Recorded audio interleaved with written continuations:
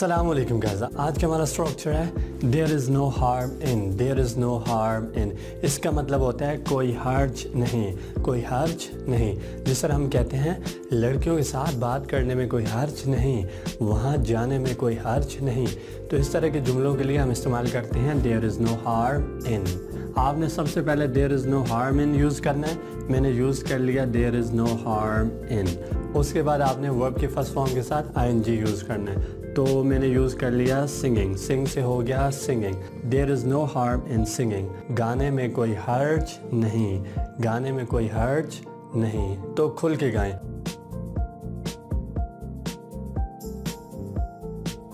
Use to का मतलब होता है किया करता था, किया करता था। जिस तरह हम उर्दू में कहते हैं मैं उससे प्यार किया करता था, मैं इंग्लिश सीखा करता था, मैं सुबह सवेरे उठा करता था। तो इस तरह के जुमलों के लिए हम यूज़ टू का स्ट्रक्चर इस्तेमाल करते हैं। सबसे पहले आपने यूज़ करना है सब्जेक्ट, सब्जेक्ट है हमारा यहाँ पे आई। उसके बाद आपने यूज़ करना है यूज़ टू, तो मैंने यूज़ कर लिया यूज़ टू। उसके बाद वर्ब की फर्स्ट फॉर्म वो है यहाँ पे कॉल, और ऑब्जेक्ट है हमारे पास हर। आई यूज़ टू कॉल हर, मैं उसे कॉल किया करता था, मैं उसे कॉल किया करता था। अब नहीं करता, अब किसी और को करता हूँ। आज का हमारा टॉपिक है used to have. Used to have, जब आप ये बताते हैं कि मेरे पास ये हुआ करता था, वो हुआ करता था, जो चीज़ें आपके पास पास्ट में हुआ करती थी उनको बताने के लिए आप यूज़ टू हैव इस्तेमाल करते हैं। जिस तरह आप कहते हैं मेरे पास बाइक हुआ करता था, उसके लंबे बाल हुआ करते थे, उसके पास बहुत ज़्यादा पैसे हुआ करते थे। तो इस तरह के जुमलों के लिए हम यूज़ टू हैव इस्तेमाल करते हैं। देखिए सबसे पहले आपने सब्जेक्ट यूज़ करना है, वो है यहाँ पे आए। उसके बाद आपने यूज़ टू हैव इस्तेमाल करना है, तो मैंने यूज़ कर लिया यूज़ टू हैव। उसके बाद आपने प्रॉपर्टी यूज़ करनी है। प्रॉपर्टी का मतलब है मालियत या अपनी मलकियत, वो चीज़ जो आपके पास हुआ करती थी, वो है car. I used to have a car, मेरे पास कार हुआ करती थी।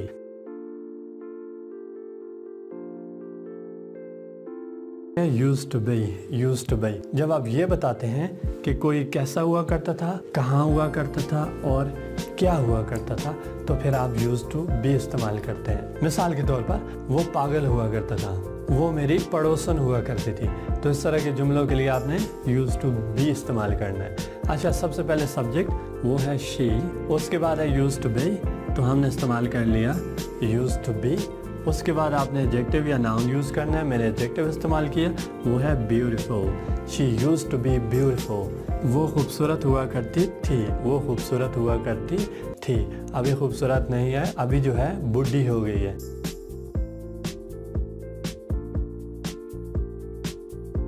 हैव टू या हैज़ टू, हैव टू या हैज़ टू का मतलब होता है करना पड़ता है या करना है। जिस तरह हम उर्दू में कहते हैं मुझे क्लास लेनी पड़ती है, मुझे पढ़ाना पड़ता है, उसे पोछा लगाना पड़ता है। तो इस तरह के जुमलों के लिए हम इस्तेमाल करते हैं हैव टू या हैज़ टू।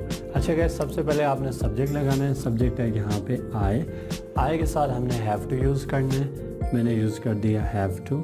और उसके बाद आपने वर्ब की फर्स्ट फॉर्म यूज़ करनी है, वो है यहाँ पे डू। और उसके बाद ऑब्जेक्ट है वो है यहाँ पे dishes. I have to do the dishes, I have to do the dishes. इसका मतलब है मुझे बर्तन धोने पड़ते हैं या मुझे बर्तन धोने हैं। अब आप कहते हैं मुझे जाना पड़ता है, आई हैव टू गो, या मुझे जाना है, फिर भी यही होगा I have to go.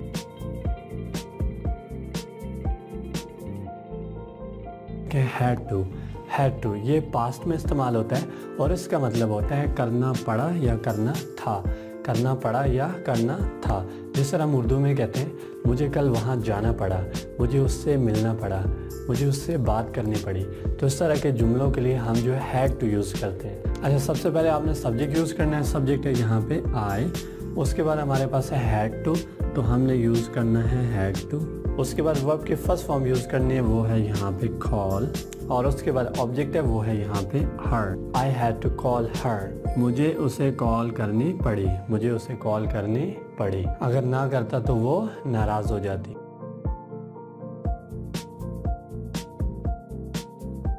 Will have to, will have to इसका मतलब होता है करना पड़ेगा या करना होगा, करना पड़ेगा या करना होगा। जिस तरह हम उर्दू में कहते हैं तुम्हें जाना पड़ेगा, तुम्हें आना पड़ेगा, तुम्हें उससे बात करनी पड़ेगी, तो तभी काम बनेगा। तो इस तरह के जुमलों के लिए हम जो स्ट्रक्चर इस्तेमाल करते हैं वो है विल हैव टू। तो सबसे पहले सब्जेक्ट है यहाँ पे ही, उसके बाद है विल हैव टू, तो हमने यूज़ कर दिया विल हैव टू।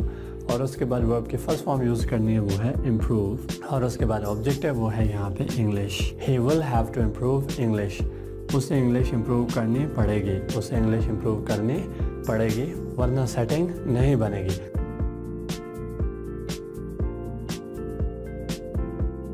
आज का हमारा स्ट्रक्चर है अबाउट टू। अबाउट टू का मतलब होता है करने ही वाला हूँ, करने ही वाली हूँ, करने ही वाले हैं। जिस तरह आपसे कोई कहता है कहाँ हो, तो आप कहते हैं बस में पहुँचने ही वाला हूँ। तो इस तरह के जुमलों के लिए हम अबाउट टू का स्ट्रक्चर इस्तेमाल करते हैं। सबसे पहले हम सब्जेक्ट इस्तेमाल करते हैं। सब्जेक्ट है यहाँ पे हमारा शी के साथ क्या इस्तेमाल होता है, इज़। क्या इस्तेमाल होगा, इज़। उसके बाद हमारा स्ट्रक्चर है अबाउट टू, तो मैंने यूज़ किया अबाउट टू।